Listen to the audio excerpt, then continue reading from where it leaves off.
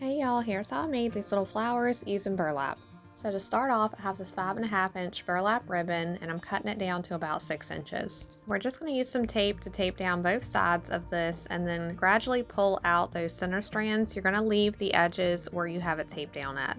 And sometimes the strands on the very edge will come off as you're removing those center strands, and that's okay. You can just trim it down on the edge if that does happen. And then carefully remove your tape, and this is what you should be left with. So now you're just going to fold over those two edges that you had taped down and glue those two together. And now we're going to add our stem. So I'm using a bamboo stick, but you can also just use a regular stick or whatever you have on hand. I added a little dab of hot glue, and now I'm just going to roll the bottom portion that we glued around our wooden stem. And I didn't trim up the edge of mine, so I'm just going in and trimming that off, adding another little dab of hot glue, and then using our stick to just go ahead and glue that around so that I don't burn myself with the hot glue. And now we're going to use some twine. This helps secure it to the stick and also just makes it look a little better. And you can make this as thick or as thin as you want. It really just depends on how thick the bottom base of your flower is. And now we're just adding the final touches. You're just going to fluff out the top part of your little flower, and then you can add in a center for your flower. So I'm using baby's breath. You can also use buttons or any other type of floral that you may have, but I think they're really cute little rustic flowers that you can add to your decor.